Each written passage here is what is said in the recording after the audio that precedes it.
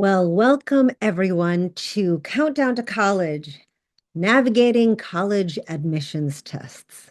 My name is CD2C. I'm with Compass Education Group. And if you are not familiar with our organization, for over 25 years, we have been providing the highest quality one-on-one and group classes for everything from test prep and academic tutoring, and then just overall being able to study those kinds of skills. So we serve thousands of students annually, anywhere in the world online and in home or in person in the Los Angeles, San Francisco, Chicago, Houston, New York City, and DC metro areas. We've also more recently expanded to Boston, Dallas, Denver, Philadelphia, Seattle, and South Florida. So yes, we are growing.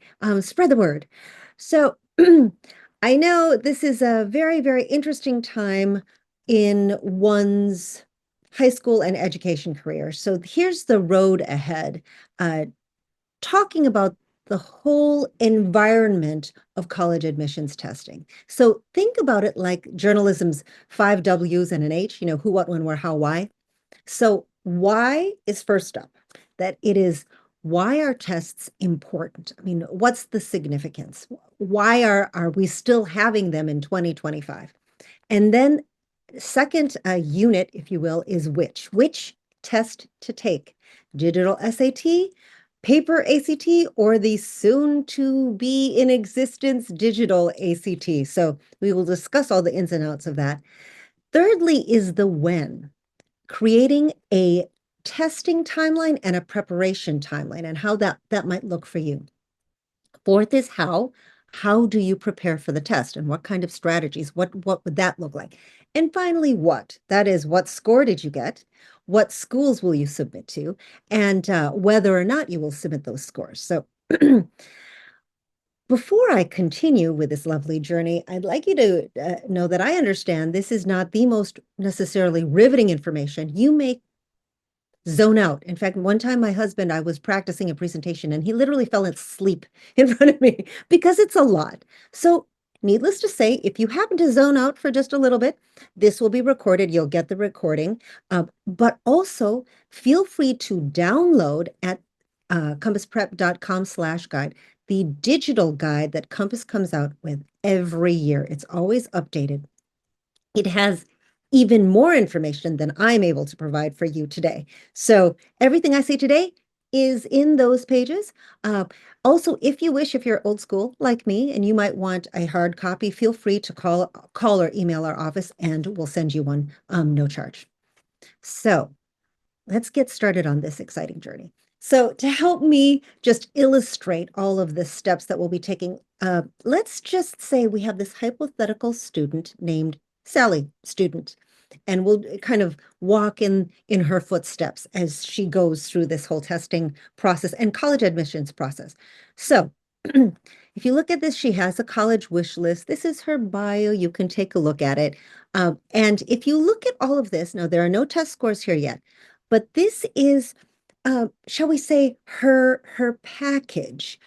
These are the assets that she has to present to a school and say, look, this is the kind of candidate I am as a potential student to be attending your school. GPA, class rank, notable coursework, as of course, extracurriculars, essays, other parts of the application, and then of course, the test scores. So that brings me to our first chapter, understanding the testing landscape. Why do we still have tests?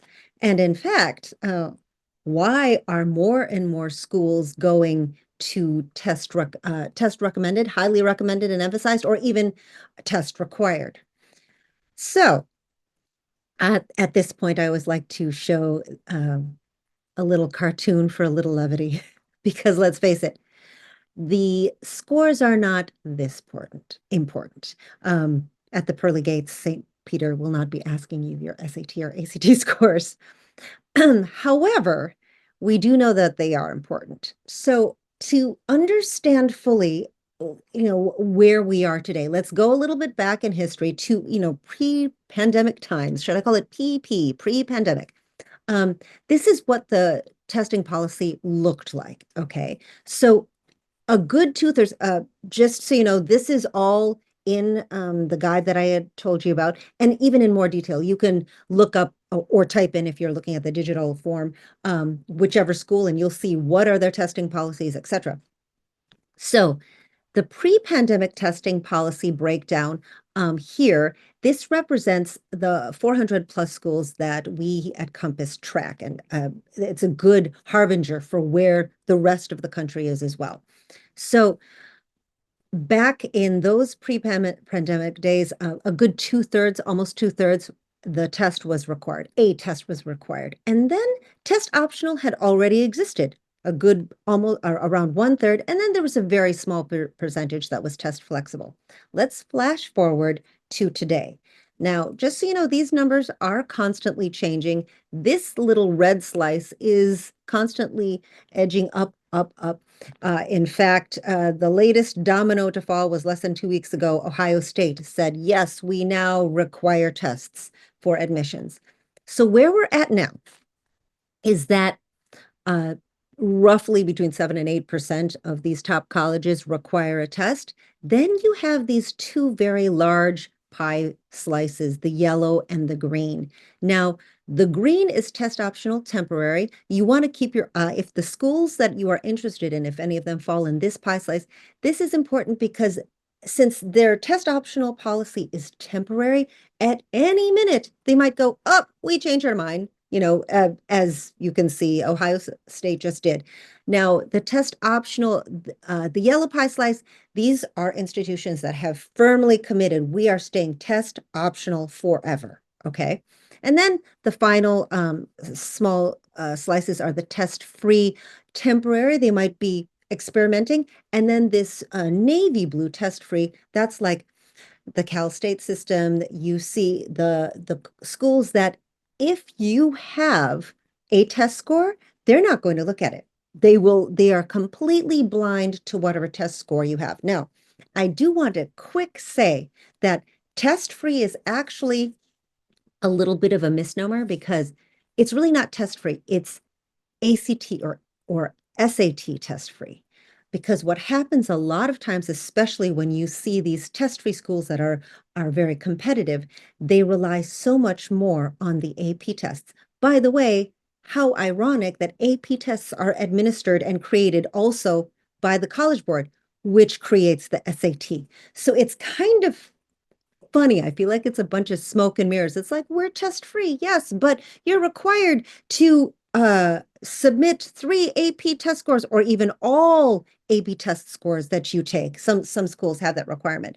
So be very careful when you see test free because they may rely, like I said, on APs very strongly.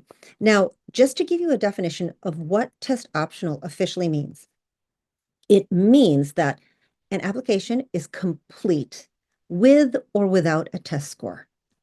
So that if you do not submit a test score to a test optional school, technically, it should be just as fine as if you had submitted an application with a test score. Okay, but there are various gradations, and you're going to want to see the individual schools that you're interested in. What do they say? What do the counselors say and the reps say? What do their materials say? So why is that the tide turning? Like I said, the red pie slice is getting larger and larger as we speak. So if we take a look at the academic landscape, okay, this chart here is the percentage of ACT test takers with an average of A, B, or C from the years 2010 to 2021. So look at this. We roughly have a little less than 50% at a B average, and then around 40% A average, and then around the 15% with a C average. Now, the C's through the years have remained somewhat constant, except going a little bit lower. B's have decreased, but if you look at the A's have definitely increased. You can call it grade inflation, whatever you may want to call it. Some people also feel that as a result of the pandemic, a lot of institutions, a lot of high schools were trying to be understanding to the very strange and challenging situations that students found themselves in. So this is where we're at. So you can understand if you are a college and trying to admit students and you see lots of applications with lots of A's, you're trying to figure out what's the difference between this A and this A. And they do not have the time to go into the weeds and going, okay, what is the course material? What were the teachers like? What was their grading system? They need something quicker and easier. So if you look at this, these are uh, uh, this is an example of the composite score distribution for ACT scores in the class of 2022. What this illustrates is the classic bell curve. The ACT and the SAT are specifically engineered to produce something that resembles a bell curve to help kind of differentiate between the A's and B's and C's, if you will. So this is a good example of why the tide is turning. Now, if you'd like to get the up to the minute updates, we at Compass are one of our leaders, actually our founder, one of our founders, has a blog here, compassprep.com/testing-spotlight. You will have literally up to the minute what's happening, but I am going to highlight some things that have been mentioned in previous blog posts. And here you can see some testing spot policy. Some of these I will discuss and the verbiage that is used. Just to update you, because you can see the last college here is August 30 of 2024, Carnegie Mellon's announcement, but recent additions are, as of January, University of Miami is now test required. As of February, University of Pennsylvania is test required. And as I mentioned, Ohio State just 2 weeks ago. So here's an example. Rice, if you look at their wording, testing provides meaningful insights into how students will perform. We therefore are moving to recommend. Okay, now we've added this emphasis, but we're moving to recommend that students submit test scores. Now they are still test optional, but notice there's that little leaning in. Auburn also has some very, strong language that they highly recommend applicants include their scores. Other examples are New York University, Tulane, University of Michigan. All of these are test optional schools, but all of them will say in the materials that SAT/ACT scores are very important in their admissions considerations. So I may sound like a broken record, but what I'm saying to you is please research, please find out, keep your ear to the ground to hear about changes, and kind of maybe read between the lines, if you will, what colleges say and what their policies are, especially if they're test optional. Now, let's go to Brown, who did decide to reinstate the test requirement. They had actually done some research of their own, and they found that their research committee was concerned that some students from less advantaged backgrounds are choosing not to submit scores under the test optional policy when doing so would actually have increased their chances of being admitted. So if you recall, one of the aims or goals of test optional was to make sure that educational opportunities had a wider reach. And it seems to have backfired in some situations. So Brown provides that explanation. University of Texas at Austin, here's an example of a public university that's gone back to test required. And Carnegie Mellon, this is this is an interesting iteration of test required because if you see this school of computer science does require a score, but then the following colleges move to a test flexible policy. And you will have to see what a test flexible policy is. It means something different for different universities. Some say the test flexible policy is you provide either an SAT/ACT score or you provide all of your AP test scores, meaning you don't get to cherry pick and go, oh, I really did great in APES, environmental science, and APUSH, but I did terrible in chemistry and math or something like that. You can't cherry pick. You have to submit everything. So one school that was very interesting was Harvard University. Now, last year they did announce that they reverted back to test required, but people were very taken aback because they had previously committed to remaining test optional through the admitted class of 2030. So what we're seeing is that these higher institutions are going, oh, wait, I think we changed our mind. You know what I mean? And so we're finding some students getting caught like, oh, wait, you said one thing, but now it's another. And now I need to do a song and dance and really, really stress out to try to prep for tests that I wasn't necessarily prepared for. So all of this is to say, keep your eyes and ears open for changes in the landscape. Some changes that we are hearing rumblings of that things we're expecting to come down the pike. Boston College, Northwestern, Loyola, New Orleans, Claremont, McKenna, all are showing, these vibrations of eventually moving to test required. So, for example, the faculty at Claremont McKenna, they voted 53 to 24, recommending to the Board of Trustees to go back to test required. So we're seeing a lot of this. So all of this means you need to take a look at the colleges that you are interested in, that you're targeting, and given your future plans, possible major, personality and such, you whittle it down to those colleges and see what are their testing policies. So in addition to that, you're going to want to look at this kind of information, also available in our guide. So for example, you take a look at Georgetown University, and of all of these, that's the only one here that is officially saying that they are test required. You'll look, of course, at number of applicants, admit rate, class size. But here's what we want you to look at. Here is what's called the middle 50th percentile in terms of the SAT scores and in terms of the ACT scores.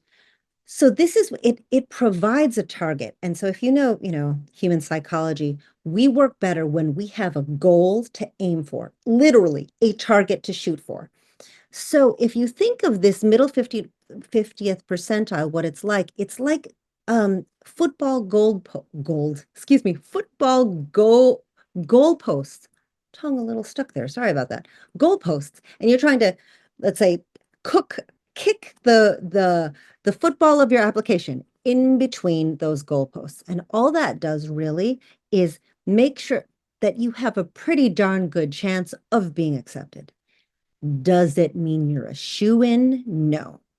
One thing I do want to say, though, is if you look at this, for example, taking just a look at Georgetown, the middle 50th percentile of applicants that were accepted to Georgetown got between a 1410 and a 1540. Now, even if you don't get into or kick the football in between the goalposts, if you are one of the 25% that is below 1410, you may still be accepted because a good 25% of those applicants, we don't know what those scores were, but they didn't necessarily, they didn't fit in that mid 50th percentile. So just know that it's something to aim for, helping to increase your chances, but it's not a make or break kind of situation. So seeing the importance of tests in the college admissions process, it is definitely a good idea to take a test, and then given the scores that you get, and depending if you take it once, twice, you might have them super scored, which I will discuss later. Once you have your scores, you can at that point decide whether to submit. So instead of a student limiting his or her choices right off the bat by saying, okay, I'm only going to apply to test-free schools, or I'm only going to apply to test optional, and I'm not even going to take the test at all. You want to have more choices.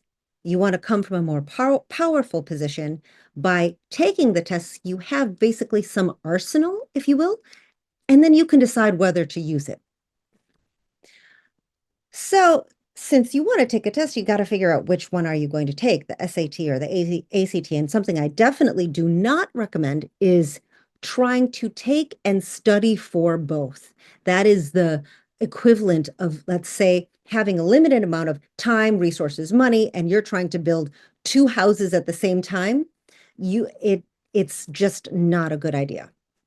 So now time for another cartoon. You'll hear lots of anecdotal stories.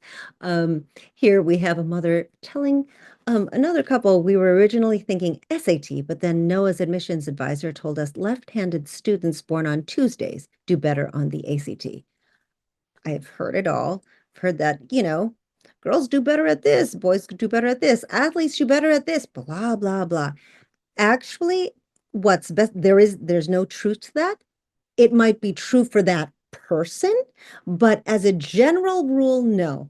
What's best is to try it out for yourself and see how does it feel? How does the student fare?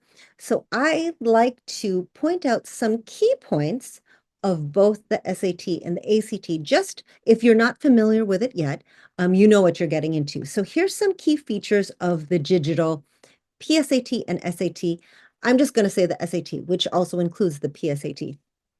So the SAT is scored on a 1600 point scale, 1520 for the PSAT, and it is 2 hours and 14 minutes long.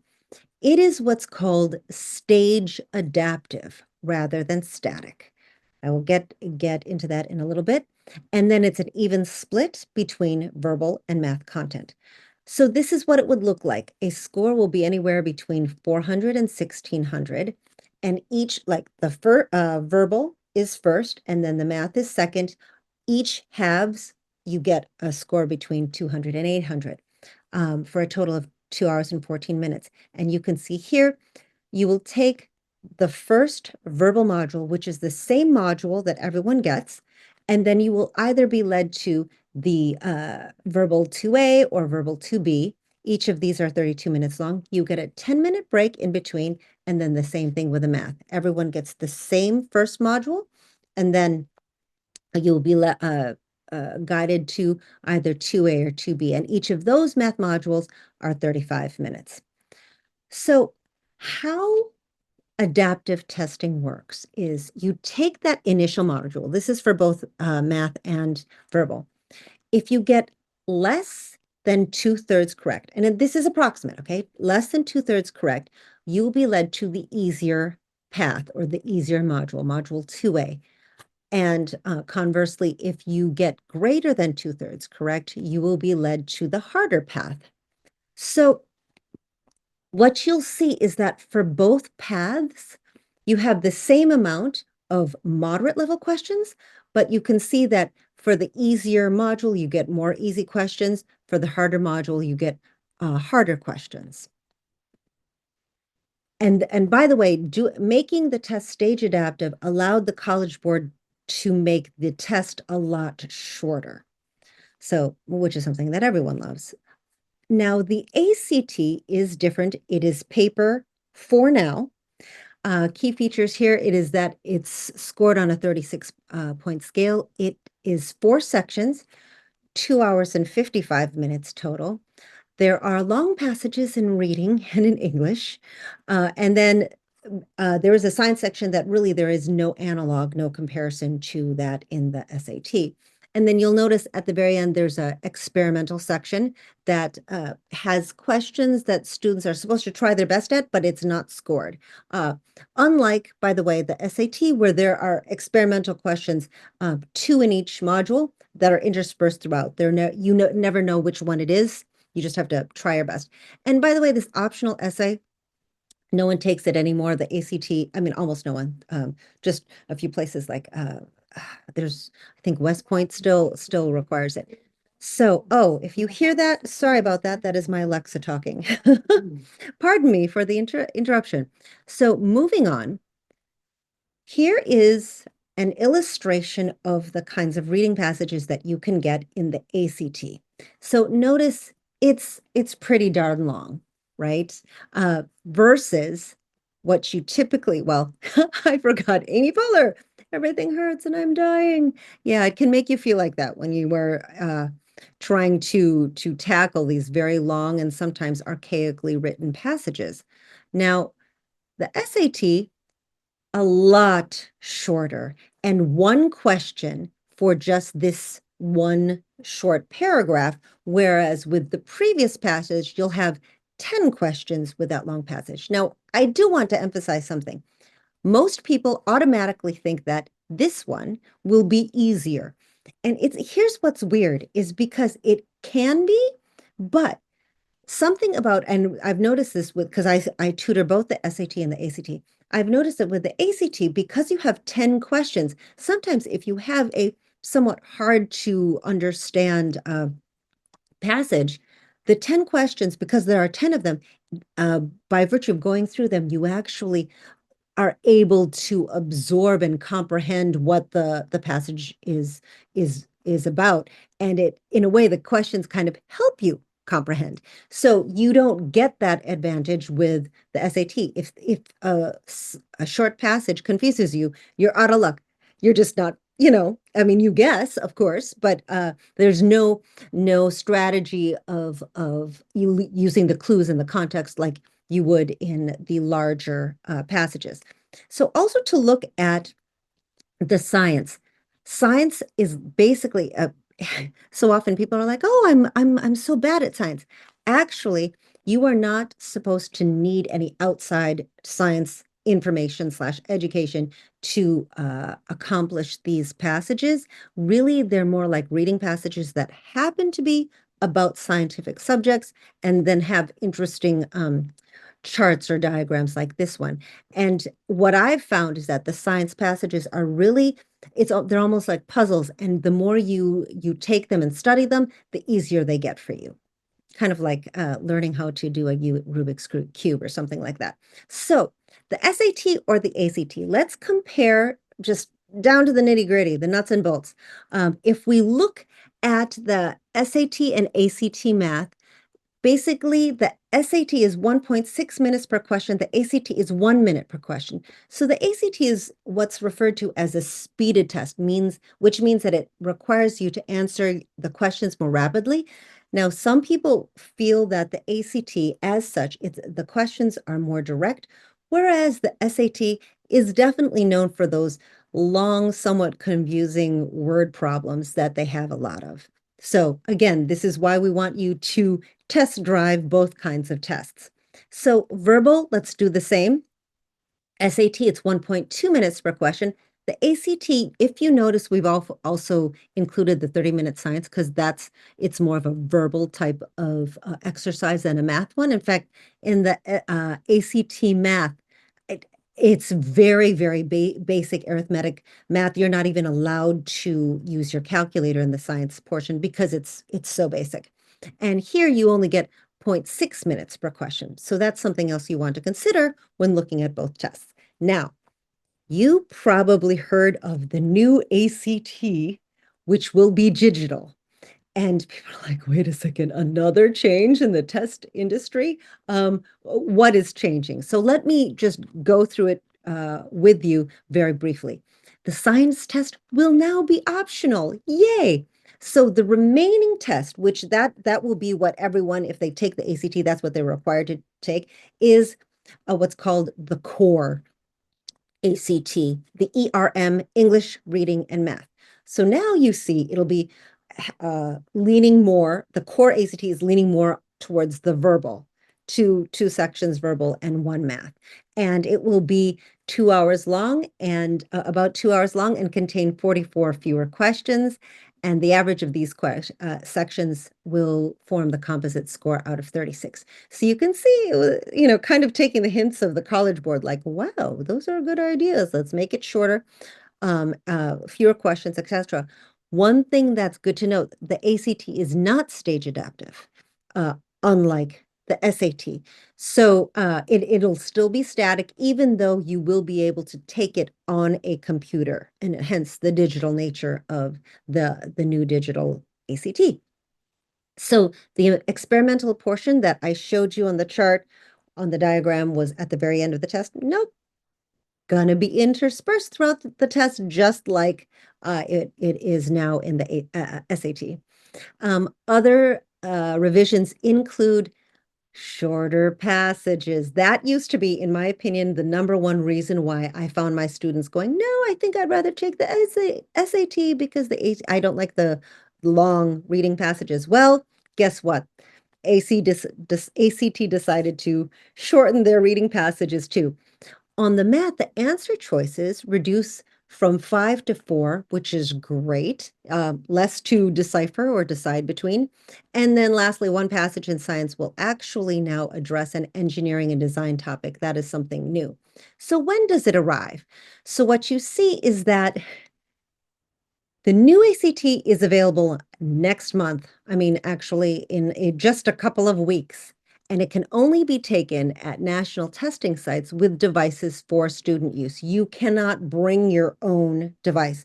So, what we're finding is that not a lot of people, not just our students, but in general, are taking the new ACT at this point because it's still being literally tested out. They're testing out the test. And hoping that the kinks or what have you will be ironed out. Now, what you see here, just to help you figure out the circle, the blue circles, that is the classic ACT paper, and how what has always been administered. If you think of the red triangles as the core ACT, the English, reading, math, 3 sections, that can help you better look at these charts. So juniors, current juniors, class of 2026, what we like to warn all of you juniors is that you may have to transition your prep from preparing for paper to preparing for digital.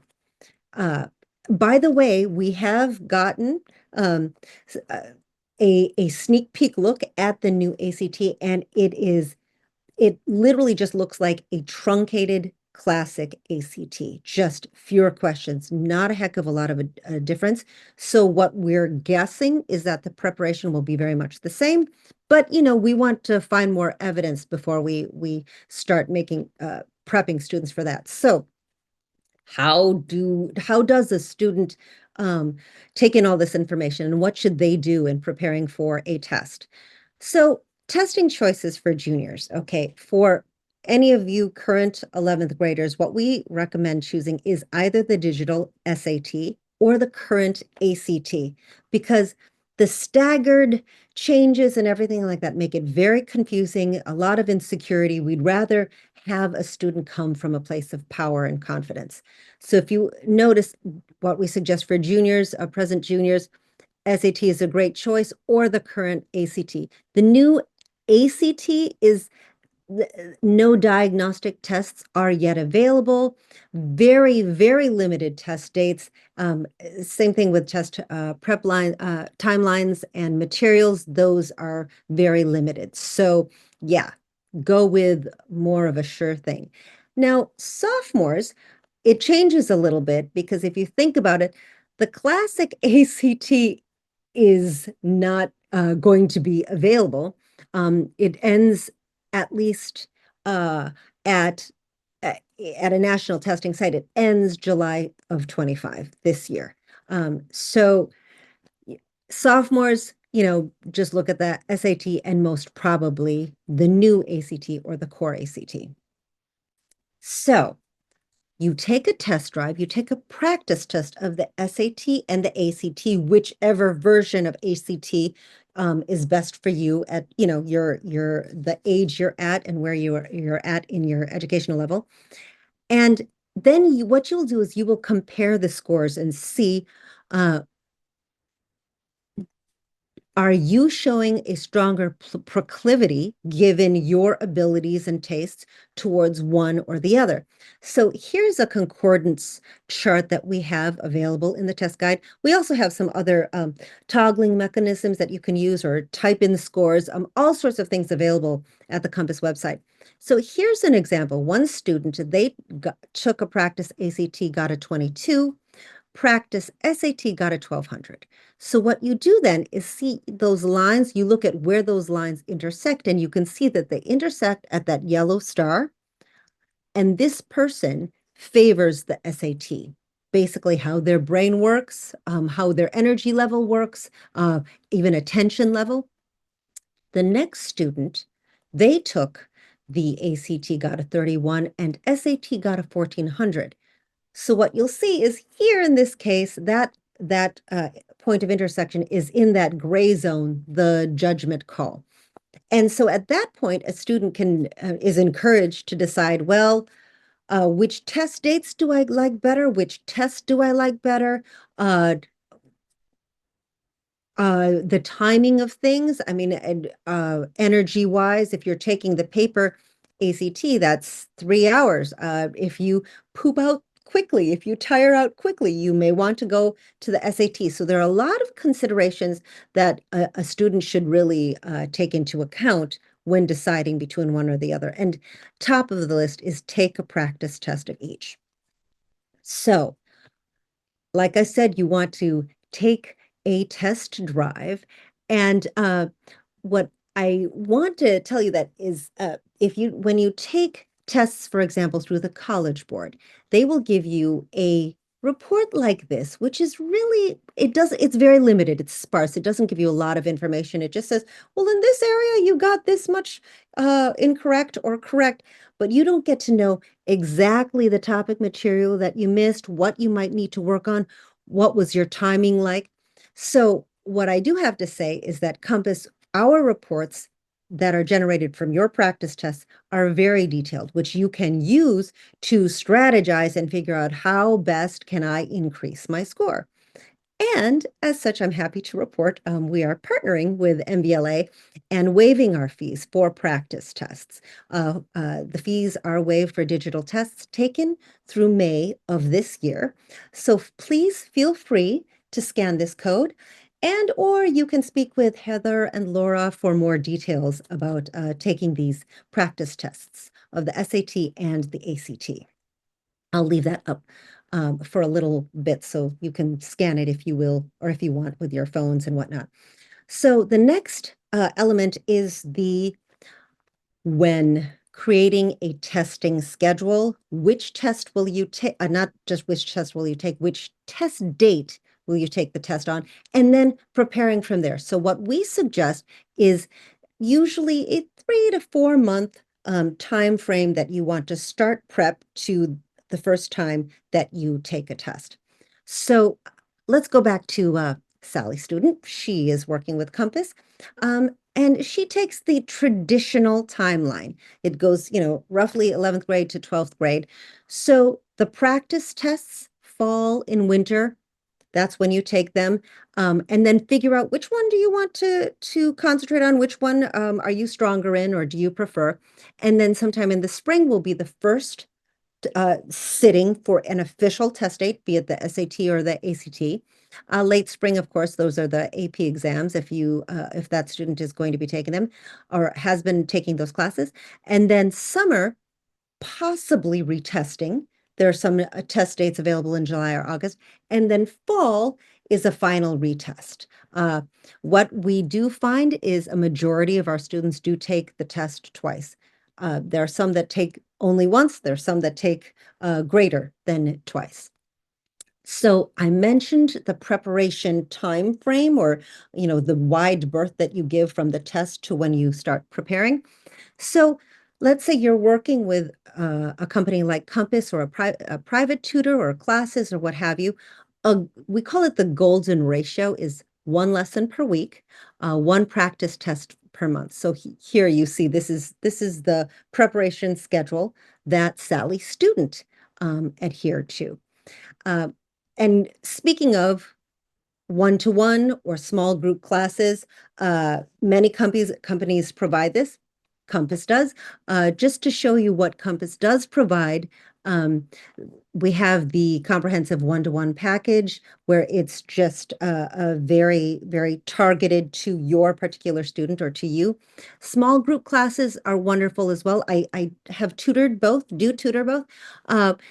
Small group classes, they tend to be roughly on average 10 students per class. They're in person or online. And we actually have since you are watching this presentation, you can get 10% off with this code presentation 10 on any of these test prep group classes, or we also have other classes, especially for, let's say, freshmen and sophomores. It's called an essentials class that can help you prep for the period of test taking, helping you with those foundations. We also have some AP group classes and things of that nature, but with this code, you can get 10% off. Just remember presentation 10. So given Sally's students' target list, okay, her target college list, she decides to aim for a 1450 score on the SAT.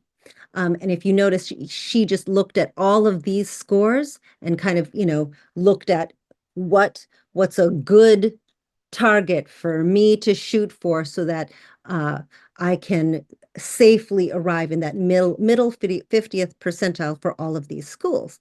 So something else I want to quick talk about is that test scores are very important in for the reason also that they can provide or help you apply for scholarships. And some first example is this Ingebretson Foundation scholarship, which provides can provide $10,000 per semester for students, and they require that a student gets at least a 1240 on the SAT. This is just an example. The Johnson Scholarship at Santa Clara can provide if students that they require a minimum score of 1400, but it can provide, a scholarship for full tuition. So if you would like to look at that, this blog, please take a look at this, thecompassprep.com/test scores and scholarships. There's a dash in between each word. Lots of very valuable information there. So next, preparing for the test, I want to make sure to get to this because a lot of people are like, but how do you prepare?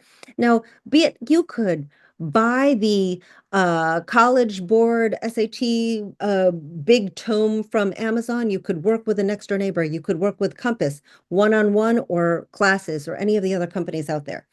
So in general, how test prep works is you're going to have content knowledge, you'll have strategies, and knowing how the function and also the structure of the test and how you can use that to your advantage, managing your time, and then also emotional control. Like basically, if you're bored, tough, you got to move through it. Or if you're sleepy, or if you're just not feeling it, making sure that you know how to manage your emotions and your focus to accomplish the task at hand.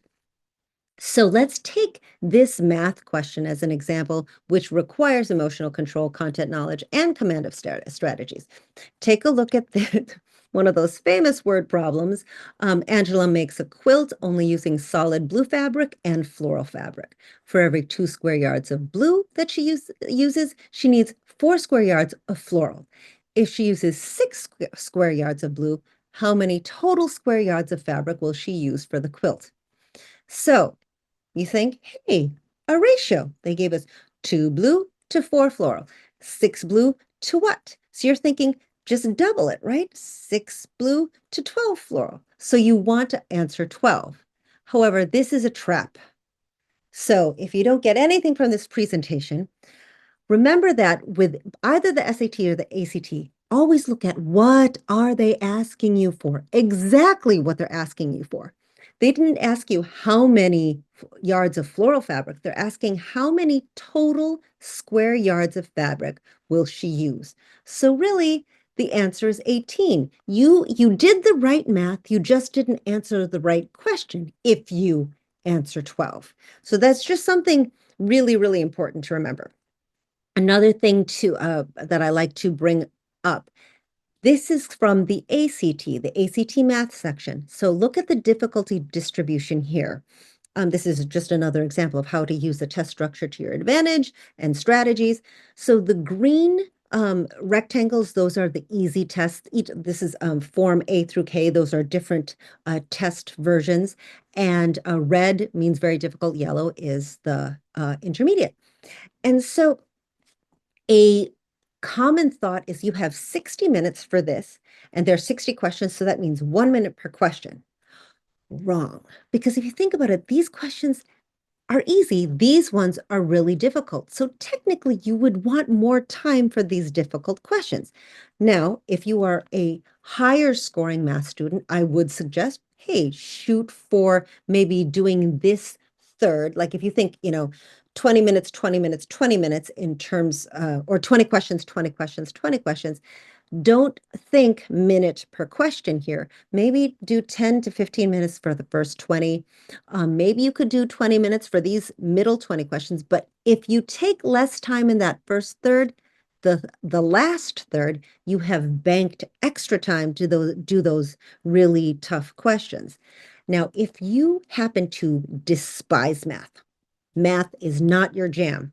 What I would suggest, given this kind of structure of the ACT, you only concentrate on the first 40 because you will most probably, those are the ones that you will do well in because these are the ones that really they're confusing.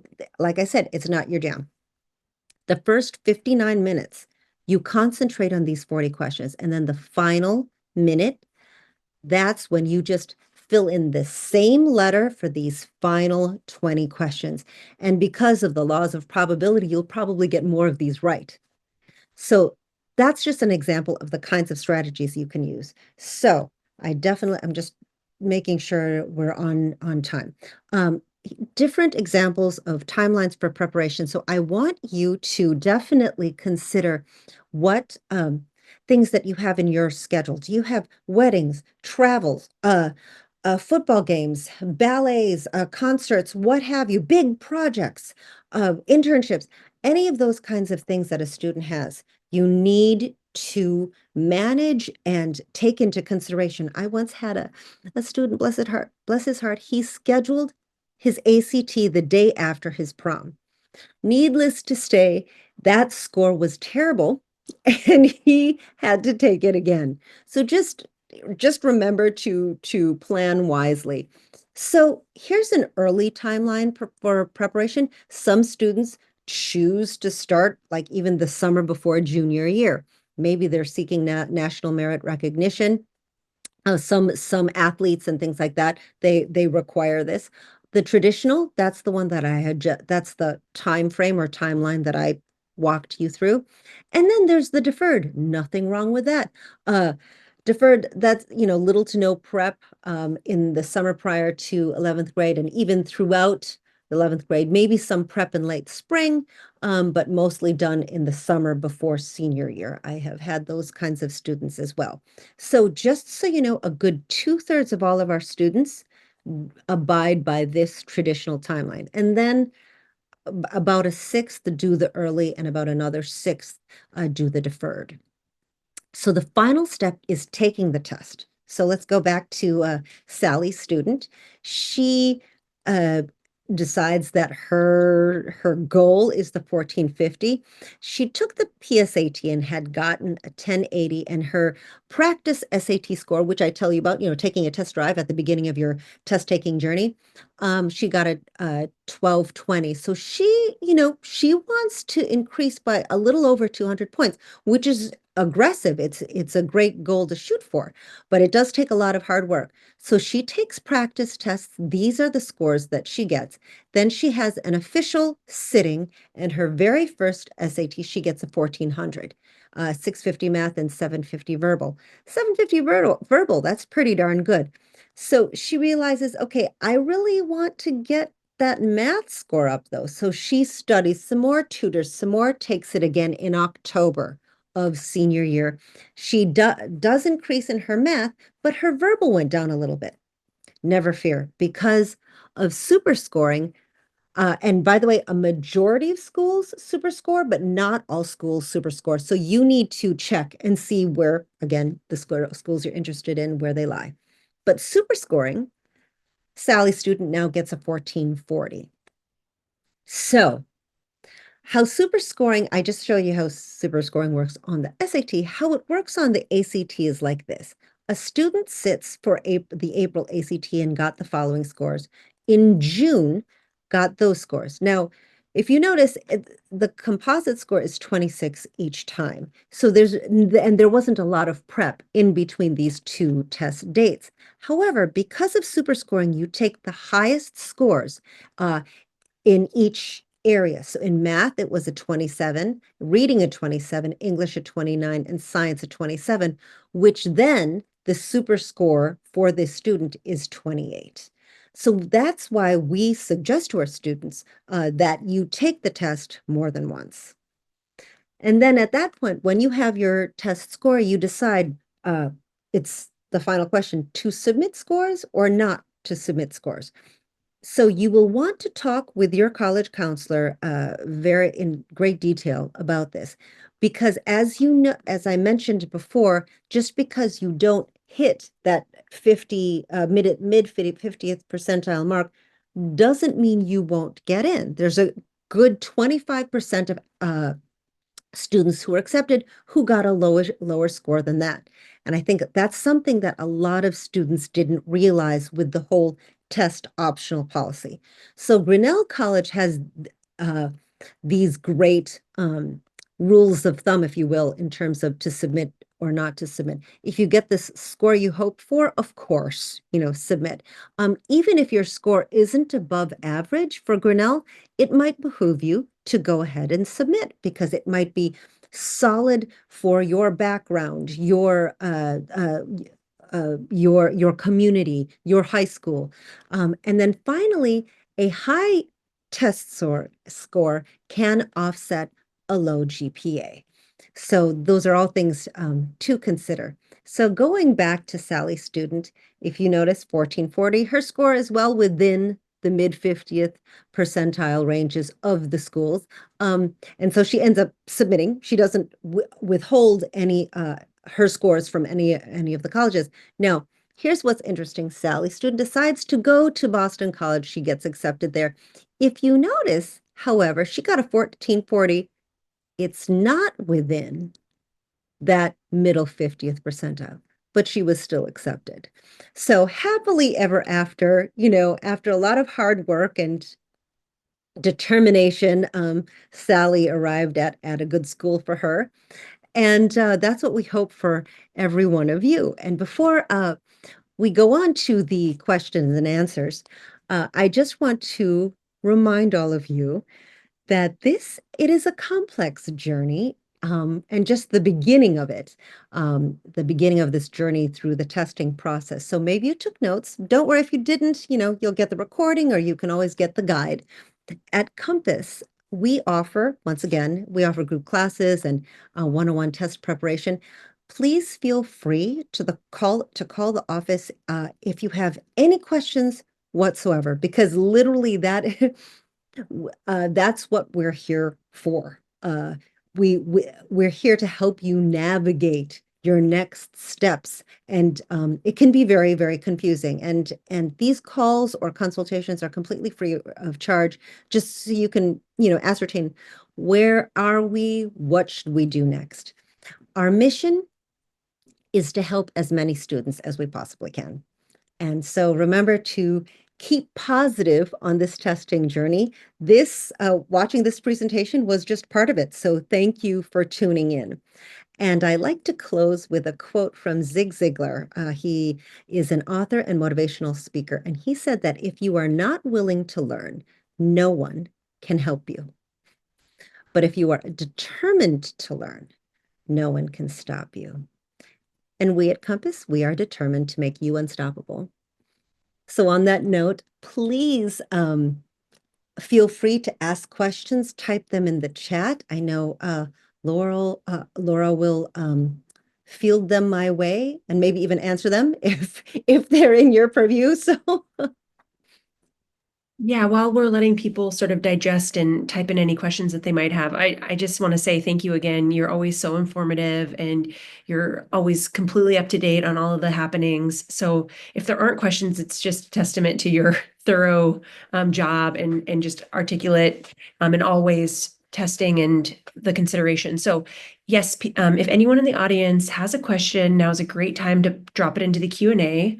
Otherwise, we will wrap it up. I know you left everyone with so many great resources and just different things to think about. So doesn't look like we have any. Oh, here's one. Okay. So, oh, this is a great question. How long before a test do you need to sign up? And are we still seeing students having a hard time getting test sites close to their home? Um, Chuchi, do you have advice for students on how to plan for when they sign up? Yes. So, okay, my experience is that students are still finding challenges getting getting the testing sites that they prefer. Uh, I'm not sure exactly if it's because certain test sites are more popular or what have you, and even certain test dates, but it's very frustrating. I mean, when I have a student who has to drive 2 hours the morning of, that does not set up a student excuse me, powerfully to take the test. Uh, so what I suggest, I mean, it sounds very general, but literally sign up as soon as you possibly can in advance because you can change and Laura, you know, you may have something you can add to this, but you can change the date. Let's say you're registered for something or for one date, but oh wait, you now have to travel for a family emergency. You can change the test date, not a big deal, but it is a mistake to wait to the last minute. I have some students who just had to deal with that, and it's like, oh, you kind of kick yourself, you know? Yes, I completely agree. I think the frustrating thing for us is we're never told exactly when the test dates are going to go live. So we can't tell families at 12 p.m. on this date, the March SAT is going to go live. And so that's hard for us because we it just requires families to kind of keep looking back to see. And keep on checking. And it's a little bit irritating, honestly, but it's almost like going into, I kind of feel like this is how things were for the vaccine. Like, when is it going to be available? And you didn't get an announcement, but you just have to keep on refresh. Like, Exactly. oh my gosh, okay.